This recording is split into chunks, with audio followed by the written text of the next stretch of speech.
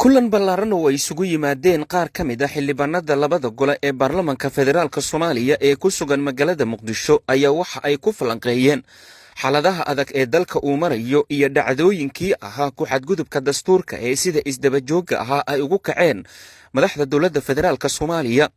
xildhibaanadu waxay isla qiimeeyeen mas'uuliyadda loo igmaday golayaasha baarlamaanka federaalka ee ay wakiilka uga ahaayeen shacabka Soomaaliyeed.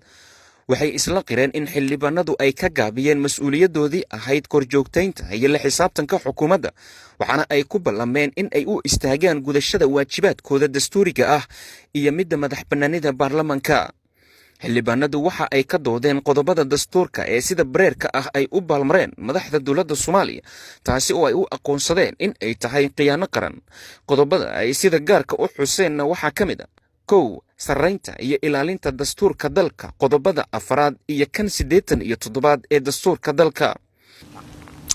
xildhibaanadu waxay isla qiimeeyeen mas'uuliyaddii loo igmaday golayaasha baarlamaanka federaalka Soomaaliya ee wakiilka uga ahaayeen shacabka Soomaaliyeed, waxayna isla qireen in xildhibaanadu ka gaabiyeen mas'uuliyadoodii ahayd korjoogtaynta iyo la xisaabtanka xukuumadda, waxayna ku ballameen inay u istaagaan gudashada waajibaadkooda dastuuriga ah iyo madax bannaanida baarlamaanka. xildhibaanadu waxay ka doodeen qodobada dastuurka ee sida bareerka ah ay u baalmareen madaxda dowladda federaalka Soomaaliya, taasoo ay u aqoonsadeen inay tahay khiyaano qaran.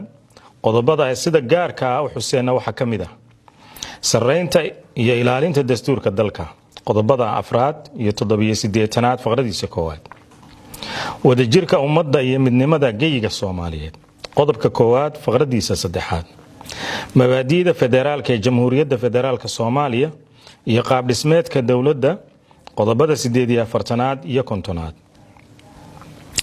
kala madax bannaanida hay'adaha dowladda sida baarlamaanka, fulinta iyo garsoorka, qodobada 55, 56, 57, 97, 99 iyo 106; xorriyadda isu socodka xuquuqda iyo karaamada aadamaha, qodobada 10, 12 iyo 21.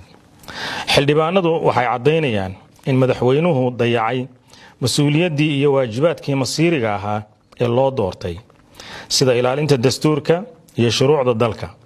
sidoo kale, mudanayaashu waxay isla qireen in xukuumaddu ay ku guuldaraysatay gudashada waajibaadkii loo igmaday oo ay ka mid yihiin amniga, wadajirka dowladda dhexe iyo dowlad goboleedyada, dib u heshiisiinta, qabyatirka dastuurka, hanaanka doorashooyinka, dhammaystirka hay-adaha dastuuriga ah sida garsoorka iyo xuquuqul insaanka.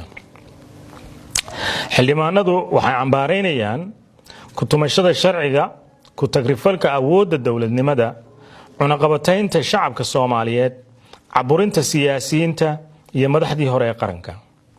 xildhibaanadu waxay si gaar ah cod dheer ugu cambaaraynayaan xayiraadda lagu soo rogay shacabka ku nool maamul goboleedka Jubbaland, waxayna ka digayaan in cunaqabataynta iyo waxyeelada shacabka loo adeegsado ciidamada qalabka sida ee qaranka iyo hay-adaha dawliga ah sida hay-adda duulista hawada iyo hay-adda socdaalka iyo jinsiyadaha.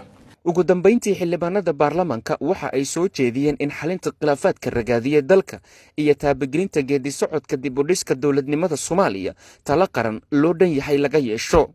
qoraalka ka soo baxay mudanayaasha baarlamaanka federaalka Soomaaliya ayaa ku soo beegmaya iyadoo magaalada Muqdisho ay gashay xaalad siyaasadeed kadib markii madaxda dowladda federaalka Soomaaliya ay soo saareen go'aan xayiraad lagu saaray duulimaadkii tagayay magaalada Kismaayo ee xarunta kumeel gaarka Jubbaland.